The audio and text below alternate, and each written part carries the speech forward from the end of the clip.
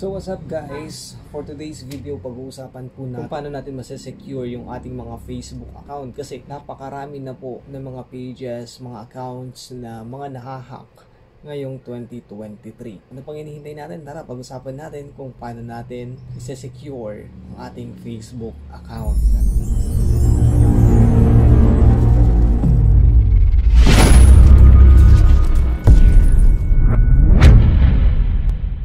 So, nandito na tayo sa desktop natin, guys. So, before we proceed, meron po muna tayong mga dapat tignan sa atin pong account. Kung meron po ba nakalink na email at mobile number. Ngayon, bakit po ba natin kailangan na mag-link or i-check kung meron pong nakalink na mobile number or email address sa atin pong Facebook account? Napakahalaga po nito kasi in the future, if ever po na makalimutan nyo po yung password nyo or ma-hack po yung account nyo, ito po yung mga ways para makapag-report tayo na na-hack yung ating account. So para po ma-check natin kung meron naka-register na mobile number at email address sa atin pong account, i-click nyo lamang po yung profile nyo, then settings and privacy. Click nyo po yung settings.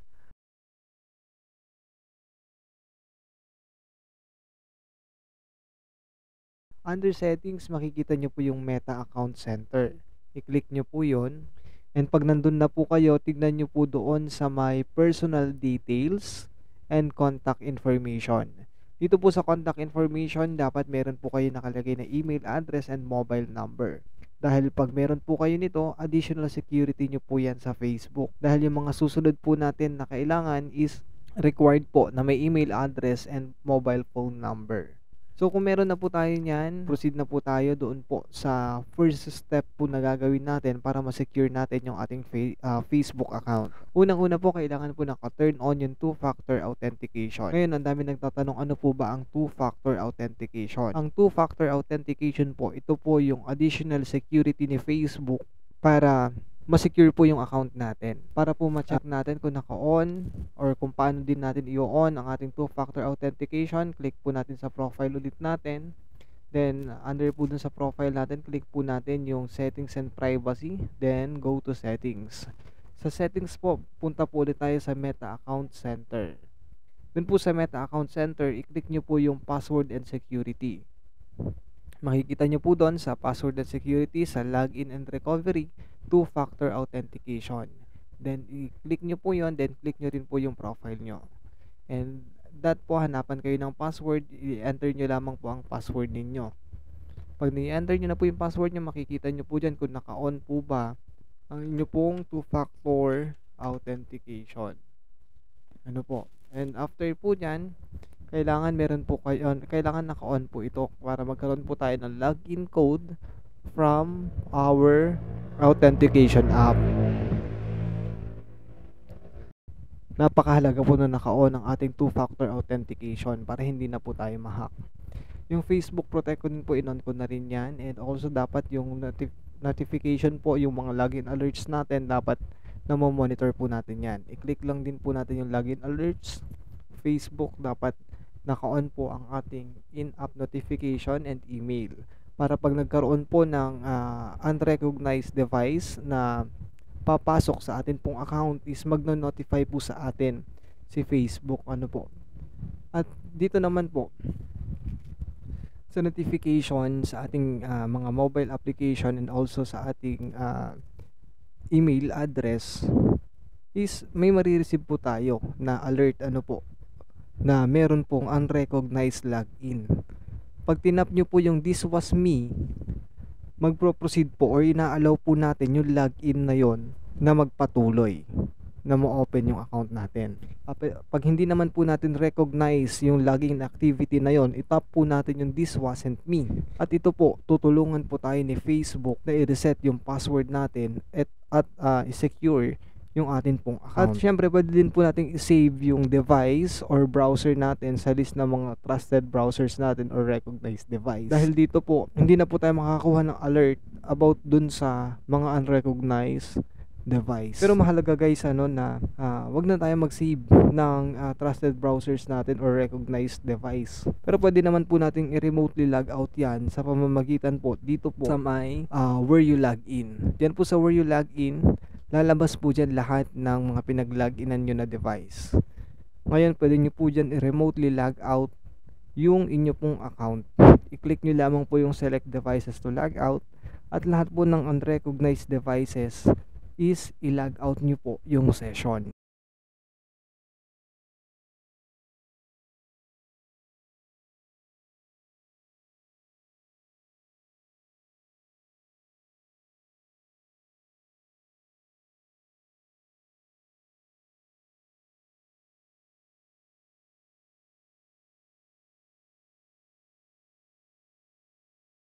At syempre, yung atin pong password, ano po? Kailangan po natin gumawa ng password na mahirap hulaan. Huwag po nating lalagyan ng pangalan natin, ng birthday natin para mahirapan po yung hacker na pasukin yung account natin. Ano po? Dapat yung password po natin is mahirap hulaan. Bigyan ko po kayo ng sample. Ito po yung sample na password na pwede natin gamitin. Ayan, lagyan po natin siya ng special character like at, exclamation point, tuldok, mga ganun. And lowercase letter and uppercase letter. And syempre numbers. Mahalaga po na madaming characters yung ilagay natin para mas mahirap pong mahulaan yung atin pong account password. At syempre, wag po natin gagamitin yung mga login details po natin kahit saan online. Ano po? Mahalaga din po na monthly magpalit tayo ng password para ma-secure po natin yung ating account. Dahil sa panahon po natin ngayon, napakarami ng hacker, napakarami ng pages na na-hack. At syempre, wag po tayong mag-a-accept ng mga friend request sa mga taong hindi natin kakilala. Bakit? May papakita po ako sa inyong sample. Makikita nyo po yan na meron po mga malicious link na kino-comment, ini-spam comment po nila yan. Mapapansin po natin iba-iba yung taong nag-comment pero iisa lang po ang may gawa. Kinopy-paste lang nila. Yung link parehas na parehas. Pag nakakita po tayo ng ganyang mga links, tayo lang din po ang magtutulungan dito sa Facebook. Kailangan po nating ma-report yung mga ganyang bagay. Ang tanong, paano po ba tayo magre-report ng ganyan? Simple lang po, balik po tayo dun po sa ating profile. Select po natin yung profile natin, then help and support.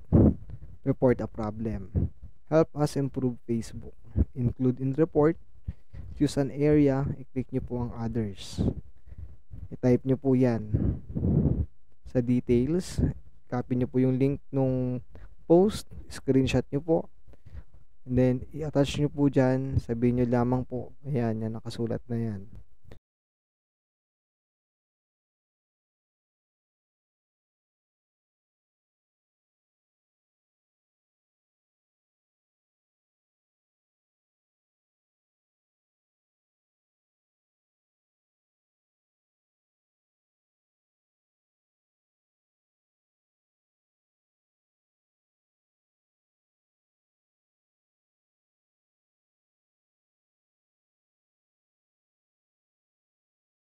Then, add a screenshot or video. Then, submit. Pag ginawa nyo po yan, napakalaking tulong po niyan sa community po natin sa Facebook. Bakit? Sa pamamagitan po niyan, nakikita ng internal team yung mga suspicious links. At pag ito ay nakita nila, agad po nila itong imo-monitor. At once na napatunayan po nila na malicious link talaga ito, i-remove po nila ito. Napakahalaga po nito kasi in the future, if ever po na makalimutan nyo po yung password nyo or ma-hack po yung account nyo, kaya napakahalaga po na tayo mismo sa Facebook, tayo mismo dito sa Facebook ay nagtutulungan para maiwasan po natin yung mga ganitong mga pangyayari. Ano po? Meron pa po yung mga magtatag sa inyo ng kung ano-ano sa Facebook. Like patay na si ganito kahit di naman totoo. Kaya napakahalaga po guys, maging maingat po tayo sa atin pong paggamit ng Facebook dahil tayo lang din po ang dahilan kung bakit nahahack yung atin pong Facebook account. Gaya nga po ng nabanggit ko kanina, wag po natin gagamitin kahit saan yung atin po mga login details. Dapat po maging maingat po tayo sa ating pag-login. Kung may katanungan po kayo, comment down below or i-message niyo po ako. Huwag mahihiyang magtanong. That's it for today's video. This is your Kuya J. Bye for now.